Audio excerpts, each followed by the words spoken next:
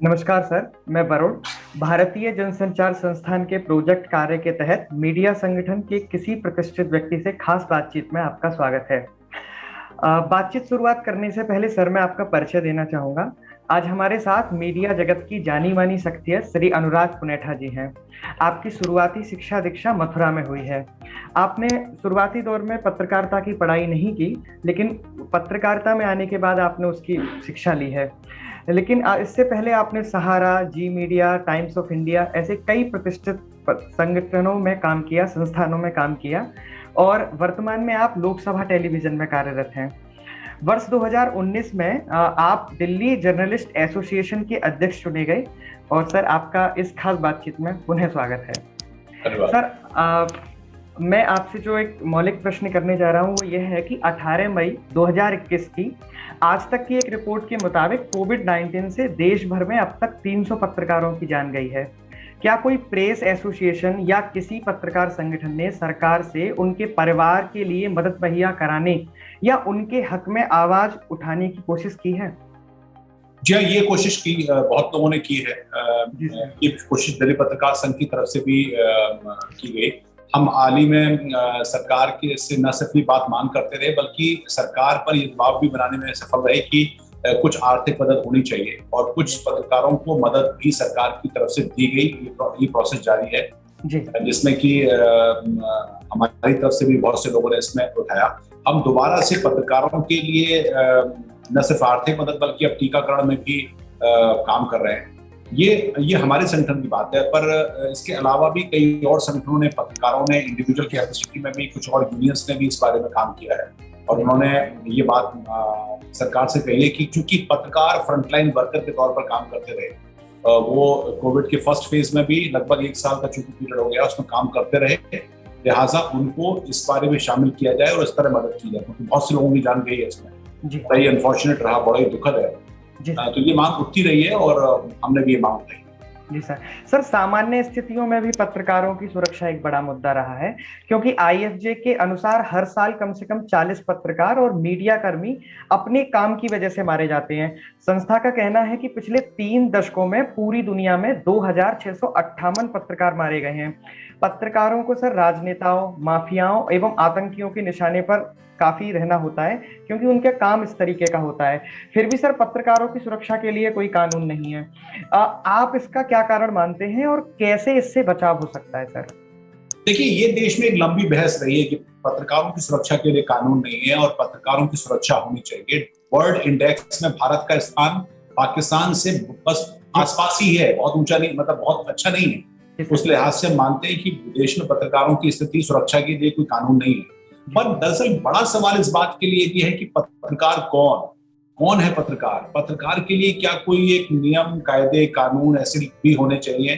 क्योंकि पत्रकारिता का दुरुपयोग की भी खबरें बहुत ज्यादा है, पत्रकारों के द्वारा ब्लैकमेल की खबरें भी बहुत ज्यादा है। इसका नुकसान पत्रकार बिरादरी को और पत्रकारिता को होता है। लिहाजा मेरा जो इसमें मानना यह है कि सरकार पर दबाव बनाने से पहले पूरी मीडिया कम्युनिटी को इस बारे में सोचना होगा कि अपने अंदर जो इनहेरेंट प्रॉब्लम्स हैं कि हम अगर पत्रकार माने किसी को तो उसके एक सर्टेन रूल्स एंड रेगुलेशन होंगे, रिस्पॉन्सिबल जर्नलिज्म होना चाहिए जो कि हम विश्व के तमाम मानकों पर खरा उतरे। अगर हम किसी चीज को रिपोर्ट करें तो उसका काउंटर चेकिंग और प्रॉपर वेरिफिकेशन होना चाहिए, जो आमतौर पर देखने को हिंदुस्तान में नहीं मिलता है। आप ये न सिर्फ मानिए कि हिंदुस्तान में पत्रकारों की जान खतरे में है, बल्कि हिंदुस्तान की पत्रकारिता का लेवल भी बहुत ऊंचा नहीं माना जाता है क्योंकि आप वन साइड स्टोरी छापेंगे, डेलिब्रेट छापेंगे। तो ये एक बड़ा होलिस्टिक अप्रोच होनी चाहिए कि पत्रकारों की सुरक्षा की मांग जब ही उठ पाएगी जब हम ये बात कर सकें कि यहाँ पर बड़े ही प्रोफेशनल अच्छे जर्नलिस्ट आ रहे हैं और उसमें जो नए लोग आएंगे उनको भी इन सब का पालन करना पड़ेगा और फिर हम पूरी पत्रकार बिरादरी इसको उठाए सरकार को, तो सरकार पर शायद दबाव भी बनेगा क्योंकि अभी पत्रकारों को लेकर जो इंटरनल टसल है उसके चलते सरकार भी इस बारे में ढिलाई देती है और ये कानून नहीं बन पाता। बिल्कुल होनी चाहिए क्योंकि पत्रकार जान में जोखिम में डालकर अपना काम करते हैं, लेकिन ये काम आपको खुद करना पड़ेगा, अपने अंदर की बहुत सी कमियों को दूर करके अपना स्थान ऊंचा करना। जी सर, आपने वन साइड स्टोरी की बात की और भारत में जो पत्रकारिता का स्तर है उसकी आपने बात की। लेकिन सर, आपका एक पत्रकारिता के जगत में एक लंबा चौड़ा अनुभव रहा है और आपके अनुसार इस क्षेत्र में कोरोना के कारण जॉब की कमी, फेक न्यूज और राजनीतिक पक्षपात को छोड़ दें तो आगामी 10 वर्षों में सबसे बड़ी चुनौतियां क्या हैं सर? सबसे बड़ी चुनौती यही होगी, फेक न्यूज किस तरह से आप आइडेंटिफाई कर पाएंगे। और दूसरी बात है कि हम हमारे ऊपर, हमारे मतलब मेरी वाली जनरेशन या मुझसे भी जो सीनियर जनरेशन है उसके ऊपर एक बड़ी रिस्पॉन्सिबिलिटी इस बात को लेकर होगी कि जो छात्र, नए छात्र आ रहे हैं जो कि संभवतः कहीं ना कहीं हमारे अंदर या हमारे जो हमसे सीनियर लोग हैं उसमें कहीं अपना आदर्श तलाशते हैं या फिर ये देखते हैं कि ये सफल लोग हैं। उन सफल लोगों के बारे में जब उनको ये पता चलता है कि ये लोग पूरी तरह से ईमानदारी से अपना काम नहीं करते हैं तो उनके भ्रम टूटते हैं। किसी भी सपने का टूटना, किसी भी भ्रम का टूटना, ये अपने आप में बड़ा दुखदायी है। पत्रकारिता की पूरा का पूरा जो ढांचा है, पूरा जो पूरा स्तंभ है, वो भरोसे पर टिका है। अगर कोई अखबार छपता है और उसको लोग पढ़ते हैं तो सिर्फ भरोसे के कारण पढ़ते हैं, किसी नाम के कारण नहीं पढ़ते हैं कि अच्छा फला आदमी करे। तो ये भरोसा जब टूटता है तो उस भरोसे को कायम करने की जिम्मेदारी मुख्यतः पत्रकार बिरादरी की होगी, पत्रकारों की होगी। और ये बड़ी चुनौती है। फेक न्यूज आएगी, एम्बेडेड जर्नलिज्म पूरी दुनिया में खतरा हमेशा से रहा है। पश्चिम के लोग जासूसी पत्रकारों को जासूस बना के, मतलब जासूसों को पत्रकार बना के भेजते रहे हैं और अपना नैरेटिव चलाते रहे। आजकल ये काम खुद है। एक बड़ा हथियार अभी लोगों के पास आया है, सोशल मीडिया। सोशल मीडिया के जरिए कुछ कुछ एक्सपोज होने लगे हैं। लिहाजा ये डिबेट हो गई है कि आप तो फला मीडिया हो, आप तो ये मीडिया हो, आप सरकारी मीडिया हो, आप गैर सरकारी मीडिया हो, आप असली मीडिया नहीं हो। ऑल्टरनेट ट्रूथ जैसी चीजें आने लगी है। मुझे लगता है कि सबसे पहले जरूरी इस बात को लेकर है कि जो मीडिया के तमाम अच्छे अभी भी रेस्पेक्टेबल लोग हैं वो इस बात को समझें कि इसकी साख को कैसे बचाया जाए। मतलब एक तरफ सरकार की भी बात ना रखी जाए तो एक तरफ सरकार विरोधी बात भी ना हो। एक बैलेंस जर्नलिज्म किस तरह से हो सकता है जिसमें कि हम पक्षों के आधार पर, हम एविडेंस के आधार पर, हम सर्टेन रूल्स एंड रेगुलेशंस के आधार पर पत्रकारिता करें और इसकी साख को किसी तरह बचाएं। पत्रकारिता की साख अगले 10-20 सालों में गिरती हुई बड़ी चुनौती है। ये मैं अपने अनुभव से कह सकता हूँ, पिछले 20-22 साल के अनुभव से, कि पत्रकारों की जो साख पहले होती थी अब वो बिल्कुल नहीं है। और अगर ये नहीं बचाया गया तो पत्रकार अपनी साख और जी सर, क्योंकि साख की बात हुई है और फिर पत्रकारिता की ढांचा की बात हुई है। भाषा एक बहुत बड़ा महत्वपूर्ण कारक है उसमें, और भाषा को पत्रकारिता की रीढ़ कह सकते हैं। सर, क्या आप भारत की पत्रकारिता में भाषाई अतिक्रमण को महसूस करते हैं और इससे कैसे निपटा जाता है, अगर आप इसे महसूस करते हैं तो? देखिए, अतिक्रमण था लेकिन दूर हुआ है। इस बारे में मैं सुखद में इसलिए कह सकता हूं कि कुछ सोशल मीडिया के आगमन के चलते हिंदी के और कुछ देश जो बाकी क्षेत्रीय भाषाएं हैं उनको थोड़ी सी जान तो मिली है। अभी ये जान व्यावसायिक तौर पर, कमर्शियल तौर पर कितनी ज्यादा हो पाएगी और उनको एक संबल दे पाएगी, यानी कि भाषाई पत्रकारिता करने वाले लोगों को क्या संबल दे पाएगी, ये एक चुनौती जरूर है। इस देश में इंग्लिश का डोमिनेंस रहा है, अंग्रेजी का डोमिनेंस रहा है, प्रभाव रहा है, जिसके चलते लोग उसको असली पत्रकारिता, बड़ी पत्रकारिता मानते रहे हैं। हिंदी को या फिर क्षेत्रीय भाषाओं की पत्रकारिता को लोग उस नजर से नहीं देखते हैं। लेकिन फेसबुक और ट्विटर ने और बाकी सोशल मीडिया ने थोड़ी ताकत तो दी है। मुझे लगता है कि इसमें सरकारों को भी ध्यान देना होगा कि क्षेत्रीय पत्रकारिता को कैसे और मजबूत किया जाए, उनको थोड़ा सा आर्थिक संबल दिया जाए। मार्केट की जो प्लेयर्स हैं, एडवर्टाइजिंग के जो प्लेयर्स हैं, वो शायद इस बात को समझें। जैसे कि एग्जाम्पल के तौर पर एक जमाने में एडवर्टाइजिंग वर्ल्ड में, विज्ञापन की दुनिया में अंग्रेजी का बोलबाला था, लेकिन अब हिंदी का भी बोलबाला है उतना ही। अब बल्कि हिंदी का बोलबाला ज्यादा है और वो बड़ी बड़ी पैसे वाली इंडस्ट्री भी है। ये क्या काम यहाँ पे भी हो सकता है, क्योंकि हिंदी का पाठक वर्ग दुनिया में बहुत बड़ा है, क्षेत्रीय भाषाओं का पाठक वर्ग ठीक ठाक है। इस देश में अंग्रेजी समझने वाले लोगों का प्रतिशत बहुत कम है, लेकिन वो पूरा प्रभाव करते हैं। इस दिशा में काम करने की जरूरत है। कुछ काम हुआ है और मुझे लगता है कि अभी और काम करने की। सर, एक समय था जब पत्रकारिता एक मिशन के रूप में काम करती थी। अगर हम भारत में बात करें तो जब आजादी का संघर्ष हमारे देश में चल रहा था, लेकिन सर अब आजकल पत्रकारिता विशुद्ध व्यापार बनने की ओर अग्रसर है, अथवा तो बन चुकी है। इसके क्या दूरगामी नुकसान होंगे और इसे कैसे रोका जा सकता है सर? देखिए, इसके लिए एक मुझे लगता है कि ये जो बहस है बहुत समय से रही। आजादी के पहले मिशन इसलिए था क्योंकि हम गुलाम थे और जो भी बड़े लोग थे, स्वतंत्रता सेनानी थे, बड़े चेहरे थे जो कि आजादी की लड़ाई लड़ रहे थे, उनके लिए पत्र का ही बड़ा साधन थे अंग्रेजों से लड़ने। लेकिन आजादी के बाद इसका स्वरूप बदला, लोगों ने कहा कि अब क्या करेंगे आप, मतलब अब तो पत्रकारिता खत्म हो जाएगी, लेकिन ऐसा नहीं हुआ, पत्रकारिता बनी है। पिछले कुछ सालों में व्यावसायिकता हावी रही है। व्यावसायिकता के अपने नुकसान और फायदे दोनों है। फायदा इसलिए कि ये पत्रकारों को थोड़ा सा अच्छा आर्थिक पैकेज मिलने लगा है। पहले तो पत्रकारिता मिशन के तौर पर होती थी, लोग अपना सब कुछ छोड़कर इसमें लगाते थे, जिससे कोई रिटर्न नहीं आता था। अब ये ऐसी स्थिति बन गई है कि लोग इसमें करियर बनाने के लिए आते हैं। जहां तक नुकसान की बात रही, नुकसान जब तक ये पूरी की पूरी इंडस्ट्री, ये पूरी की पूरा व्यवसाय है, ये चैनलाइज नहीं होगा, इसका एक कुछ मानदंड तय नहीं होगा, इसमें आने वाले लोगों के लिए कोई एक तरीका ठीक नहीं होगा। मतलब वो परीक्षा हो सकती है, उसमें एक तरह का कोई टेस्ट हो सकता है, उसमें किसी तरह का एक लेवल की रिस्पॉन्सिबिलिटी हो सकती है। आज कोई भी पत्रकार बन जाता है।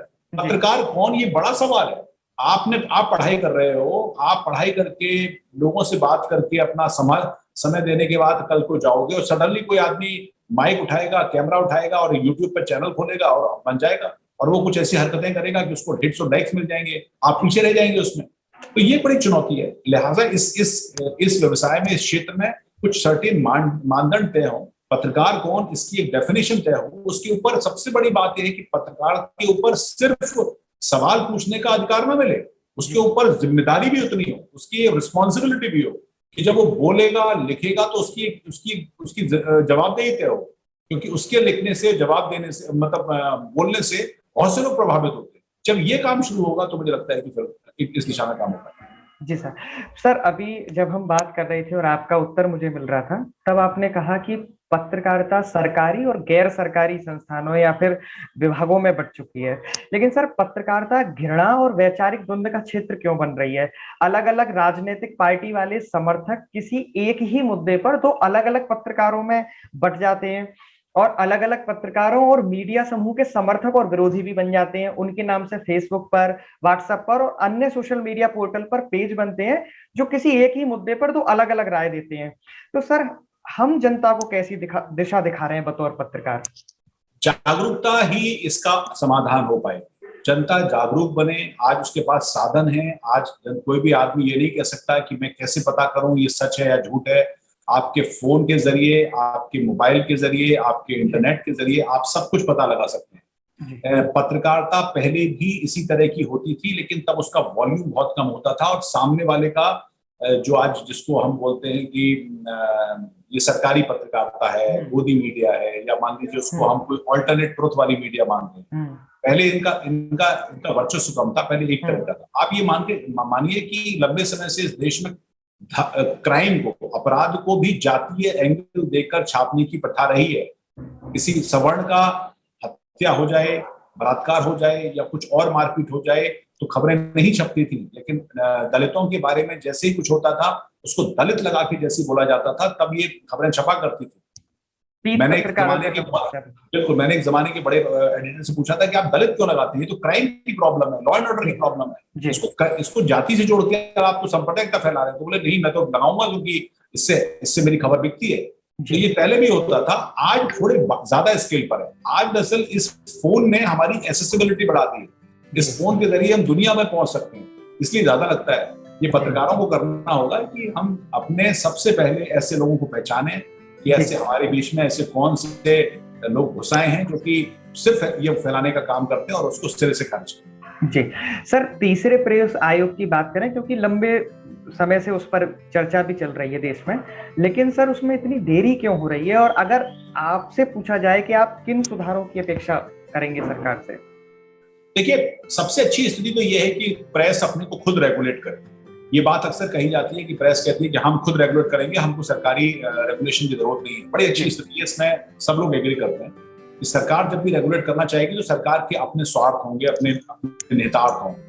लिहाजा सरकारों को तो उसमें नहीं पड़ना चाहिए, क्योंकि प्रेस का मेन काम सरकार पर ही लगाना था, सरकार को रिस्पॉन्सिबल गवर्नमेंट बनाने का काम था। लेकिन अब चूंकि पत्रकारिता ठीक से काम नहीं कर रही है, यानी कि जो प्रेस काउंसिल है वो उसके पास अपनी कोई बॉडी नहीं है, मतलब उसके क्या अधिकार नहीं है, तो क्या तीसरे प्रेस आयोग के आने से चीजें बदलेंगी? सबसे पहले जरूरी है कि सरकार भी चाहती है कि अब रिस्पॉन्सिबल पत्रकारिता हो, जिम्मेदारी भरी पत्रकारिता हो, और अगर ऐसा होता है तो फिर तीसरे प्रेस आयोग को बनाना चाहिए।